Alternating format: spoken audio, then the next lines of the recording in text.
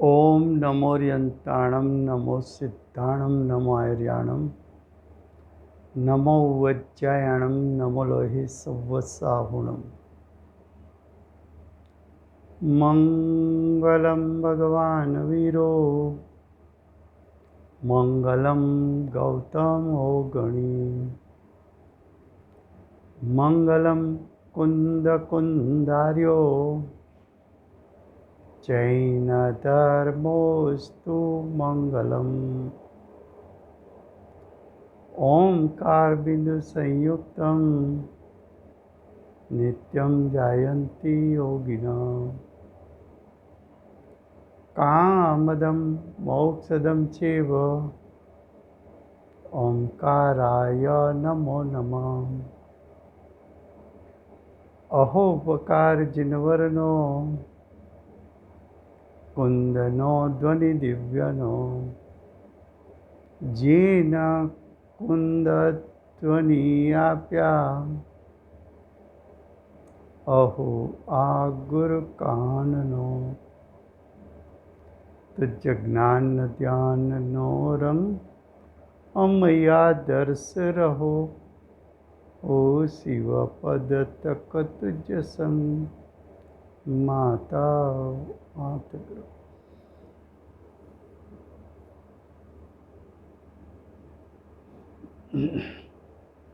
ये श्री जैन सिद्धांत प्रश्नोत्तर माला है, उसका दूसरा अधिकार गुण अधिकार चलता है। गुण अधिकार में सामान्य गुण का विषय चलता है और सामान्य गुण में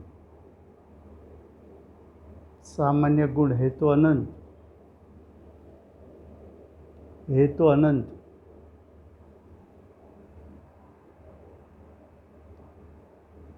लेकिन उसमें से प्रयोजनभूत 6 गुणों की चर्चा शास्त्रों ने की है। 6 गुण में से 5 गुण की चर्चा हो चुकी है। आज से 6ठा गुण प्रदेशत्व गुण की चर्चा हम शुरू करते हैं। प्रदेशत्व गुण सामान्य गुण होने के कारण सभी द्रव्यों में होता है। प्रदेशत्व गुण भी एक प्रकार का स्वभाव है। प्रदेशत्व गुण स्वभाव होने के कारण स्वभाव द्रव्य में अभेद होता है। तो प्रदेशत्व गुण द्रव्य में अभेद होता है। स्वभाव हमेशा त्रिकाल होता है, तो प्रदेशत्व गुण द्रव्य की सत्ता में तीनों काल अभेद रहता है। स्वभाव हमेशा परिपूर्ण शुद्ध होता है, तो प्रदेशत्व गुण स्वभाव से परिपूर्ण शुद्ध है।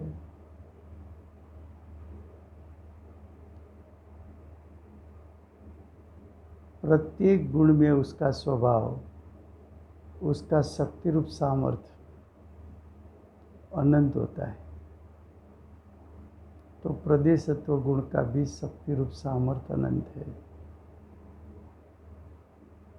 द्रव्य की भी पर्याय होती है, गुण की भी पर्याय होती है।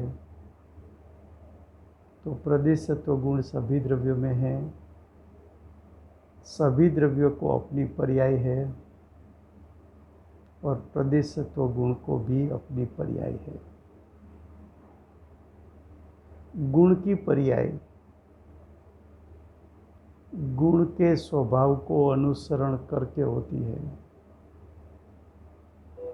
तो प्रदेशत्व गुण की पर्याय प्रदेशत्व गुण को अनुसरण करके उत्पन्न होती है। अब देखो ऐसा प्रदेशत्व गुण, क्वेश्चन 134, प्रदेशत्व गुण किसको कहते हैं?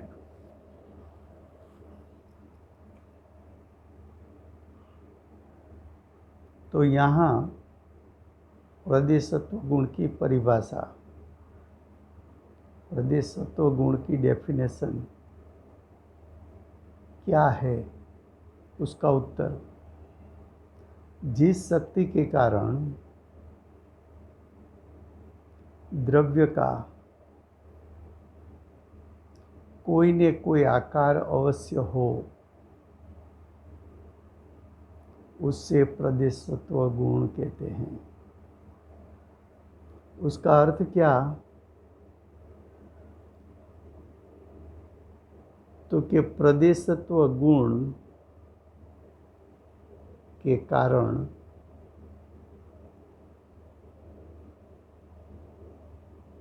द्रव्य का आकार होता है।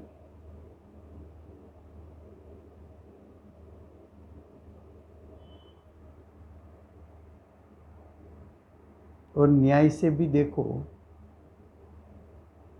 तो किसी भी द्रव्य का अस्तित्व हो तो उसको क्षेत्र होना चाहिए। द्रव्य की विद्यमानता है यानी अस्तित्व है तो उसको क्षेत्र होना चाहिए, और जिसको क्षेत्र हो उसको आकार होना चाहिए। आकार क्या है? तो क्या आकार पर्याय है।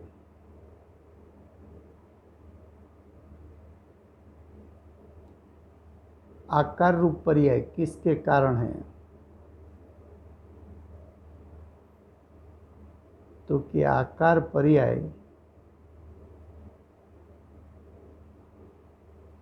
प्रदेशत्व गुण के कारण है।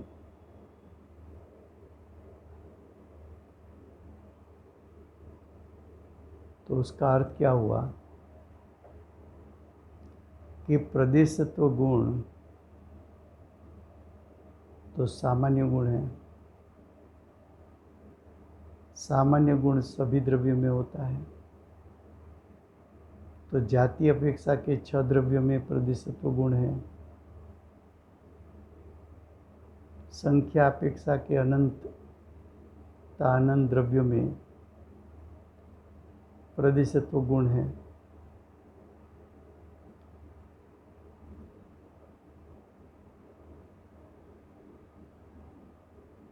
अब प्रदेशत्व गुण में का कार्य क्या? तो कि उसके कारण द्रव्य का कोई न कोई आकार हो। तो उसका मतलब ये हुआ कि 6 द्रव्यों में प्रदेशत्व गुण है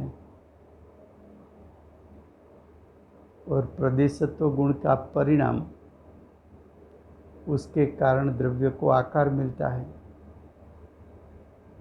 तो सभी द्रव्यों को किसी न किसी प्रकार का आकार है। जैसा मान लो कि मेरा जीव है, तो मेरा जीव का आकार ये शरीर प्रमाण है। चींटी का जीव है तो उसका शरीर जितना है ऐसा आकार है। एलिफेंट है तो उसके शरीर प्रमाण उस आत्मा का आकार है। परमाणु का आकार एक प्रदेश है। धर्मास्तिकाय का आकार लोकाकाश जैसा है। काળ द्रव्य का आकार एक प्रदेश है, आकाश का आकार अनंत प्रदेश है। तो प्रदेशत्व गुण के कारण सभी द्रव्य को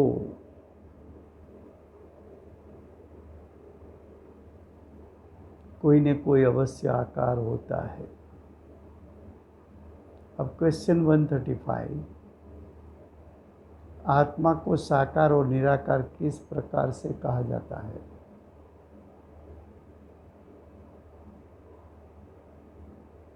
उसका उत्तर, प्रदेशत्व गुण के कारण प्रत्येक आत्मा का अपना अपना अरूपी आकार है ही, किंतु आकार नहीं है उस अपेक्षा से वो निराकार कहलाता है।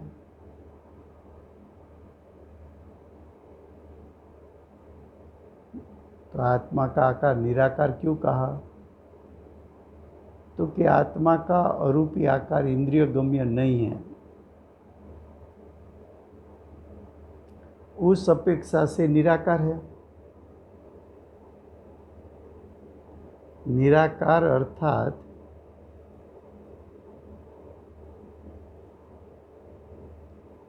आत्मा का अरूपी आकार इंद्रिय गम्य नहीं है, इसलिए निराकार कहा।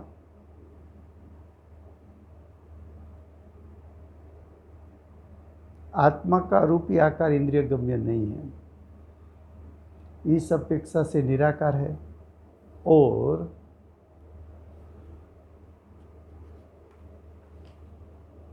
आत्मा का आकार ज्ञानगम्य है,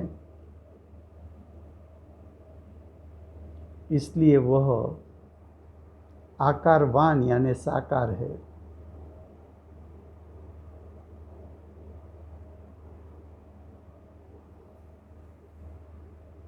तो आकार और निराकार शब्द कहाँ से आया? तो कि इंद्रिय के माध्यम से आत्मा के आकार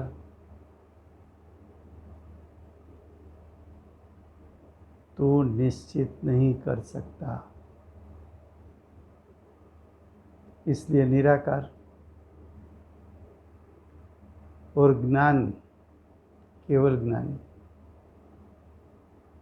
तो केवल ज्ञान गम्य तो आत्मा का आकार है, तो साकार। दूसरा न्याय कि आत्मा का अस्तित्व है कि नहीं है? तो क्या आत्मा का अस्तित्व है?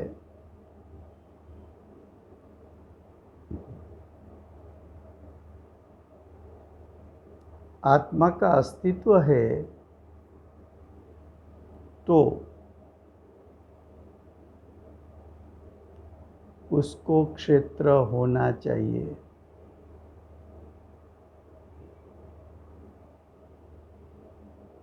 क्षेत्र है तो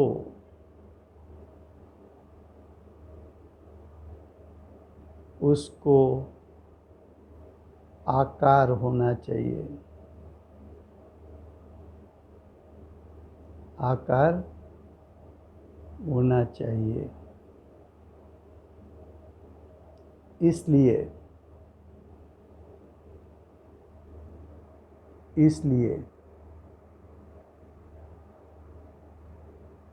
आत्मा साकार है। तो ये न्याय युक्ति से सिद्ध किया साकारपना। ज्ञानगम्य है इसलिए भी साकार कहा, इंद्रिय गम्य नहीं है इसलिए निराकार कहा। अब क्वेश्चन 136, द्रव्य गुण पर्याय तीनों का भिन्न भिन्न या तो छोटा बड़ा आकार होता है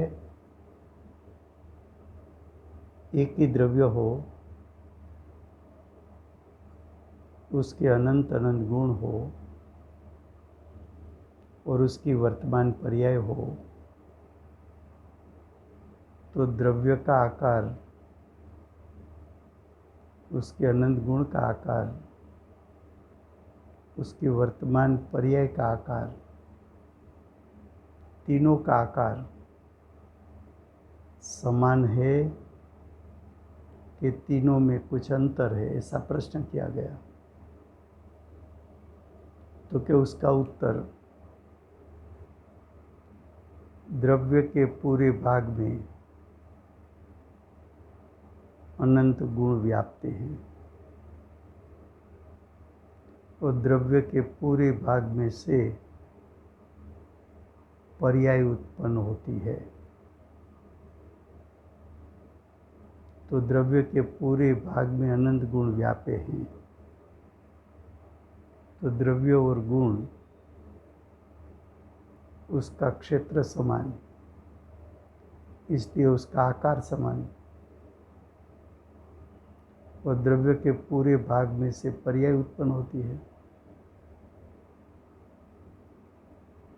द्रव्य की पर्याय भी द्रव्य के पूरे भाग में से उत्पन्न होती है, गुण की पर्याय भी द्रव्य के पूरे भाग में से उत्पन्न होती है। तो द्रव्य का आकार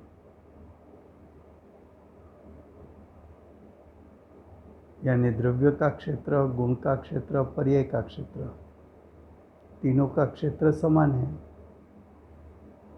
क्षेत्र समान है तो आकार समान होना ही चाहिए। तो तीनों का आकार समान है। द्रव्य गुण पर्याय में तीनों का आकार छोटा बड़ा ऐसा कुछ नहीं है। मान लो कि आत्मा है, तो आत्मा का क्षेत्र असंख्यात प्रदेश, असंख्यात असंख्यात प्रदेश में अनंत गुण व्याप्य हैं। आत्मा की पर्याय आत्मा के असंख्यात प्रदेश से उत्पन्न होती है, गुण की पर्याय भी आत्मा के असंख्यात प्रदेश से उत्पन्न होती है। तो द्रव्य का क्षेत्र, गुण का क्षेत्र, द्रव्य की पर्याय का क्षेत्र, गुण की पर्याय का क्षेत्र, सब क्षेत्र समान है, तो उसका आकार भी समान होता है। तो देखो, उत्तर छोटा बड़ा नहीं है। द्रव्य का आकार ही गुण और पर्याय का आकार है। क्योंकि तीनों का क्षेत्र एक है, इसलिए तीनों का आकार भी समान है।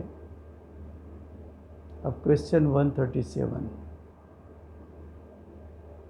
द्रव्य त्रिकाल और पर्याय एक समय पर्यंत है, उसमें किसका आकार बड़ा है?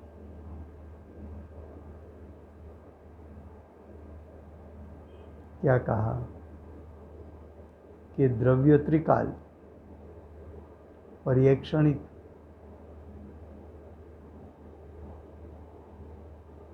दो में से किसका आकार बड़ा? तो कि त्रिकाल द्रव्य भी द्रव्य के पूरे क्षेत्र में व्यापा है और एक समय की पर्याय भी द्रव्य के पूरे भाग में व्यापी है। तो द्रव्य का आकार और एक समय की पर्याय का आकार समान होता है।